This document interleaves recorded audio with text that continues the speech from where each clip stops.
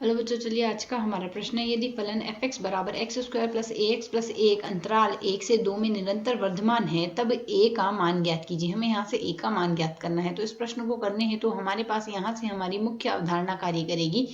मुख्य अवधारणा यहाँ से हम लेके चलेंगे, यदि हमें कोई भी फलन f(x) दिया गया हो, f(x) i में, f(x) अंतराल i में निरंतर वर्धमान है, f(x) i में निरंतर वर्धमान है, निरंतर वर्धमान है, यदि हमारे पास यहाँ से f' का मान, यदि f' का मान 0 से बढ़ा जाए इसी अंतराल में। तो यदि हम यहाँ से देखें, प्रश्न में हमें जो f(x) दिया गया है वह है हमारे पास x² प्लस ax प्लस 1।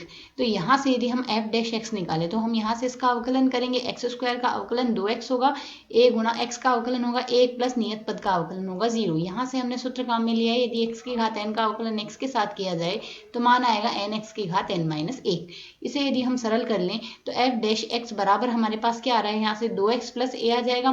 प्रश्न के अनुसार दिया गया है f(x) हमारे पास निरंतर वर्धमान है, तो यहाँ से चूंकि f(x) निरंतर वर्धमान है, निरंतर वर्धमान है, अतः हमारे पास यहाँ से f' बराबर क्या आ जाएगा, अतः f' का मान 0 से बड़ा आ जाएगा। जब भी हमारे पास x का अंतराल यहाँ से क्या दिया गया है, x का अंतराल यहाँ से दिया है, यह हमें विवृत अंतराल 1 से 2 दिया गया है, विवृत अंतराल 1 से 2 में। तो f' बराबर हमारे पास आया क्या है, 2x plus a। 2x plus a का मान हमारे पास 0 से बड़ा आएगा, अर्थात जो a का मान आएगा वह माइनस के 2x से बड़ा आएगा।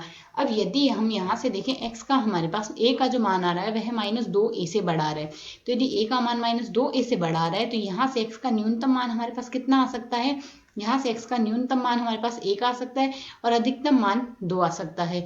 तो यहाँ से यदि हम देखेंगे x का जो मान आ रहा है वह है हमारे पास, तो x का मान -1 से +2 के बीच में, +1 से +2 के बीच में आ रहा है। तो जब हमारे पास यहाँ से x का न्यूनतम मान लेंगे, यदि हमारे पास x का मान 1 से बड़ा लेंगे, या तो हम x का मान a ले लेते हैं, तो उस स्थिति में 1 से तो बड़ा ही आएगा। तो यहाँ से यदि x बराबर 1 होगा, उस स्थिति में a का मान -2 से बड़ा आ रहा है, और जब हमारे पास x का मान 2 होगा उस स्थिति में हमारे पास a का मान क्या आएगा, यहाँ से -2 गुणा 2 अर्थात -4 से बड़ा होगा। तो यहाँ से a के हमारे पास यह मान आ रहे हैं, अर्थात a का मान हमारे पास यहाँ पर बड़ा आ जाएगा -2 से। दोनों स्थितियों को हम मिलाकर कह सकते हैं a का मान यदि -2 से बड़ा आएगा, उसी स्थिति में हमारे पास f' का मान यहाँ से धनात्मक आएगा। और यहाँ से हमें ये ज्ञात करना है, तब a का मान ज्ञात करना है, तो यहाँ से a का मान हमारे पास -2 से बड़ा आएगा, -2 से बड़ा आएगा, अर्थात a हमारे पास -2 से अनंत के अंतराल में विद्यमान है। आशा है समझ आया। धन्यवाद।